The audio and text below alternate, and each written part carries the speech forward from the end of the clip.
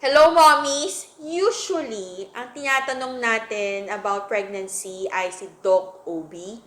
But, did you know that we also need to consult our PEDIA bago lumabas si baby?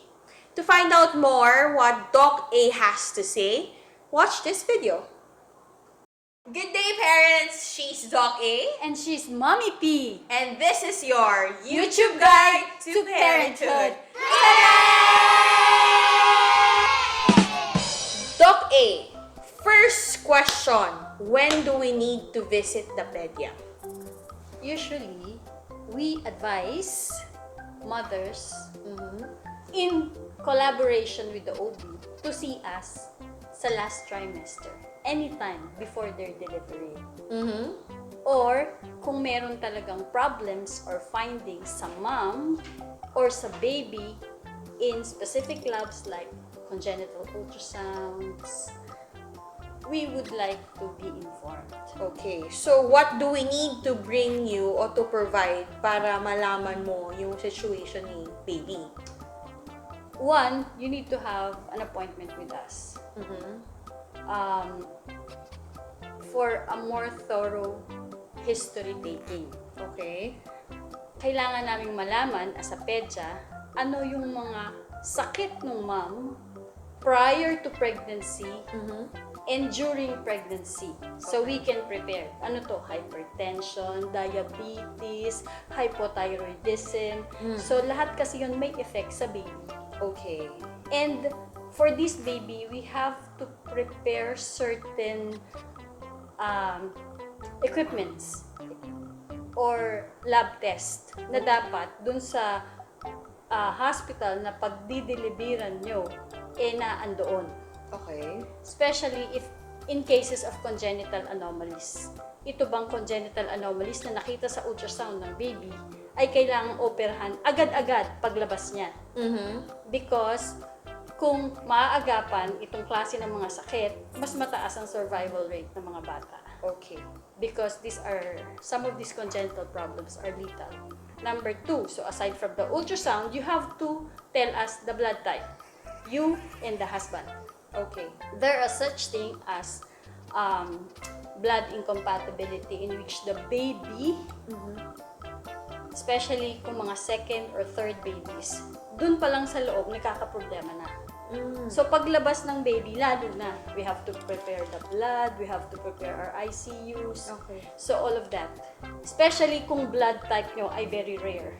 Naming dalawang mag-asawa. Yes, at Okay. yun ang possible na makuha ng anak. Or if you have history sa other children nyo earlier na nagkaroon na ng ganung problema. Okay. So, the hospital should be equipped with personnel, facilities, blood products if needed, or medications if needed. Minsan kasi may mga medications na talagang medyo galing abroad pa. We really have to prepare. We have to procure that medicine prior to the baby getting inside the hospital. Okay. So, we have the ultrasound, the blood type, your infections. Ngayon kasi mayroong mga tests to check on the moms. HBs antigen for hepatitis B. If nagkaroon ng mga STDs, so mati-check na yung mom. Like specifically for hepatitis B, if hepatitis B positive, Yes. so the baby, once lumabas, has to receive certain vaccines. Okay.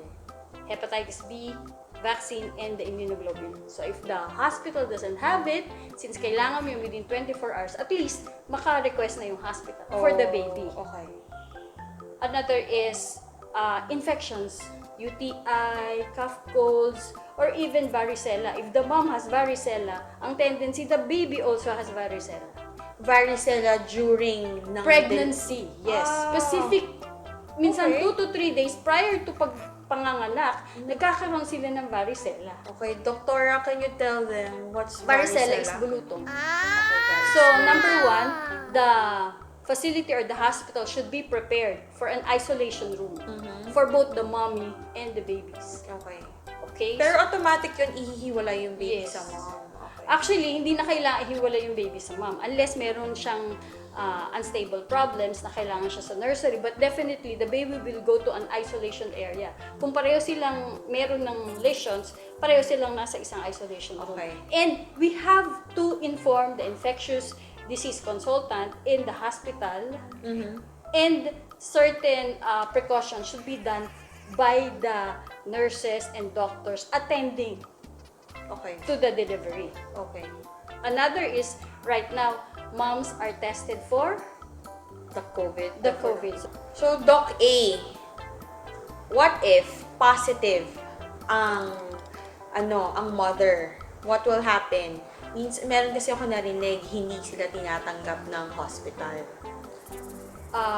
As of now, DOH have already designated that all hospitals should have at least 30% of their bed capacity allotted for COVID. So Alright. most probably, baka naman puno na talaga yung COVID ward, kaya hindi na ma-accept dun sa hospital na yun. Okay. Pero meron na ngayong hospital hotline in which they can call the hotline para malaman kung saang hospital sila pwede i-accept. Okay. And that should be in collaboration with the hospital where you are in. So yung kung saan kang hospital has the responsibility to coordinate with other hospitals na may available beds for you. Okay. And may facility to cater for your needs. Okay. May tanong pala ako, Doc A.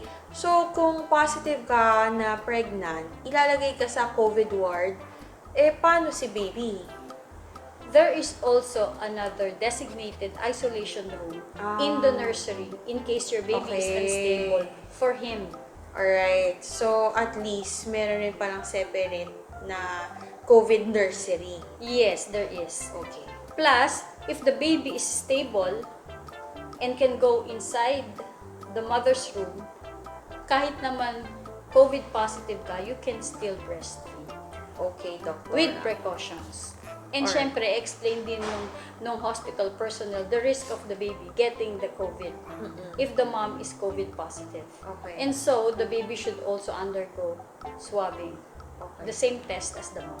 Pero pwede ko ba siya as the mom? Siyempre, ayoko talaga siya COVID. Pwede ba ako magtanggi, mag-breastfeed during that time? Ideally, and technically, pwede ka naman kasing Mag-breastfeed. mag-express. Okay. Una, pwede ka mag-breastfeed kasi the virus is transmitted via nasal droplet. So you just have to wear mask or face shield, then wash hands before handling the baby, and then after handling the baby. So you just exercise all the precautions. Okay. But again, you can still have the baby inside your room, and you can still breastfeed. There's no contraindication kahit si mama ay COVID. Okay. Unless you are on a respirator Okay. or you are unstable, then the baby has to be put on a separate. Yes. So these are certain precautions that we need to understand that the healthcare worker as well as the facility should be prepared. Yes. Another is the congenital problem. There are certain congenital problem na kailangan talaga hindi maghihintay ng 24 hours. Has to be corrected right away once the baby is out. Okay. Again, another OR should be ready. The specialist should be ready. The specialist should know that he has an expected delivery with this Yes. kind of condition. That's why you inform us, or the PEDIA should also be informed that, Doktora, ito EDC ko. Doktora, dito po sa hospital na ito ako manganganak. And this is your OB. Okay. In case you are getting a pediatrician from another hospital, baka kailangan mag-transfer or gumawa pa ng mga letters of request. Yes. So all of that has to be ready before delivery. Okay. So, at least yan yun na yung preparation namin for the babies talaga. Which is a lot. Yes. Besides sa mga gamit, Yes. we need to do this. Okay. With that, Doktora, meron ka bang pwede pa sa amin i-suggest na ano pang kailangan namin preparation for the babies? Another is feeding. Usually, we also discuss, aside from moms, illnesses, preparations for the baby, feeding. We usually, sabi ko nga, breastfeeding is a mindset. And sometimes we really have to prepare the mom and certain support group that can support the mom Okay. during the latching on, during the baby milk letdown process. Okay. Kasi especially for first time moms, it is not an easy task.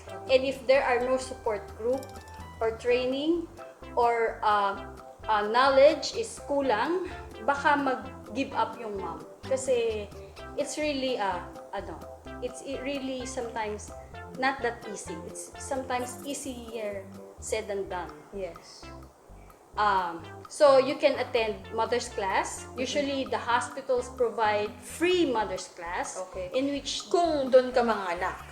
yes. Okay. Usually the OB would suggest or recommend certain support groups who can give you the training that you need and the support. Okay. Even the milk bank, which sterilizes the milk so that in case hindi enough ang milk mo, they can provide a sterilized milk Okay. for you or a pasteurized milk for you. That is safe because hindi naman pwedeng basta kumuha ka lang ng milk kung kani-kanino. Okay. The donor should be qualified to give the milk Yes. because you want also to provide safe milk for you. Yes, okay. Okay? Another is we have aside from support group here in Marikina, there's such a thing as barangay health workers providing training and support, and they also do mother massage. Wow, masarap yun. Yes, for moms to help you lactate. Okay. More on the lactation. Yeah. Breastfeeding to. Yes. Breastfeeding pa rin. So, ngayon, very diverse na. Maraming ng support groups aside from your family and relatives. There are a lot of support groups supporting and are advocates of breastfeeding. Okay. So, Doktora, besides breastfeeding na support group, meron rin bang parang meron ba support group nung paano ka mag-decide kung kaya mo ba mag-vaginal birth, ganon? Usually, there are trainings for that if you're planning for a lamaz. Okay. So- So it's a different class to Yes, take. it's a different class, but also part of the mother's class. Some mother's class would provide you on proper nutrition, proper preparation also for during your pregnancy. So it's a diverse and it's a series of lectures and talks. Yes, okay. Usually for the lay people. Okay, Doktora. Second to the last question. Nabanggit nyo yung word na support. Since, kunyari ako, I'm a working mom, planning to be a working mom, ngayon mag-hire ako ng nanny. So, what can I provide the nanny? What should I do with the nanny or how to train them? Or especially since COVID, then didikit siya sa anak ko, hindi ko naman alam na yung family history niya, kung may sakit siya or anything, what tests should be done? Yes. Well, of course, you have to do character check. Okay. That's very important. Or else you'll be putting CCTV around the house. for Yes, her. yes. Number 2, usually, a simple medical exam will do. Okay. CBC, check on the stool, there's no parasite, check on the x-ray, there's no TB that you're afraid of. Some regular medical tests would also include hepatitis B antigen testing. Okay. And I think so stool, urine, fecalysis. Yeah, stool is for fecalysis, urine, x-ray, and the swab. Yes. Oo nga pala, Doktora. The RT-PCR swab also. I think that would give you a peace of mind if at least the Is nanny COVID-free. is COVID-free. Okay. Besides that, the test, how about the training? Should I let her know na nag-breastfeeding ako? Bottle feeding? Cup feeding? Yes, it's important that she is also being trained with you. Okay. So she can do the cup feeding. Oh, okay. In case kunyari wala ako, no? Yes. Pwede Cup siyang feeding, mag-cup feeding. burping, and everything. Para hindi lang talaga magamit yung bottle. Yes, yes. Yes. Kasi, di ba, with breastfeeding, we'll be tackling another episode regarding breastfeeding. So, breastfeeding and cup feeding, yun yung okay ipaghalo. I mean, Yes. ipagsabay. Kasi sabi nyo nga po, wala siyang magkakaroon ng nipple confusion when it comes to breastfeeding and cup feeding. Bottle feeding po talaga, mga moms, is different from the breastfeeding and That the cup should feeding. be the last resort. Yes, so we'll be an advocate for breastfeeding, and hopefully you will watch our episode regarding that. So for my last question, Doktora, financially and family support, what do we need from them? Usually, part of the preparation is really asking the hospitals how much would this procedure cost you, and it's also important to ask your OB and anesthesia for their professional fees. Okay. So that you can prepare properly. Okay. Your insurances, if you have all the papers prepared, and yes, you have to prepare the family if there's another sibling or you have a older kuya or ate of the incoming baby. You have to prepare them psychologically that there's a newcomer. There's a newcomer, and that she's still loved Yes. just the same as the baby. Which is nice to hear. At least alam namin na hindi lang kami yung kailangan maging prepared. Pati yung family members, kailangan rin pala maging prepared. When it comes to financial needs, ibang preparation po yan. So, Doktora, anything else that you would want to add? So far, I think that's it. So, ladies, parents, especially to dads, this is something new to know regarding the preparation before delivery about babies. So, thank you for watching this video, and hopefully you'll like this one. Thank you. See ya. Thank you for watching this episode, and if you'd like to learn more about your child's health and parenting, Don't forget to subscribe and turn on the notification bell. See our latest videos. And if you have any questions or topics that you would like us to talk about, just comment down below. And remember, mothers knows best. but PEDIA knows better. See you! See you!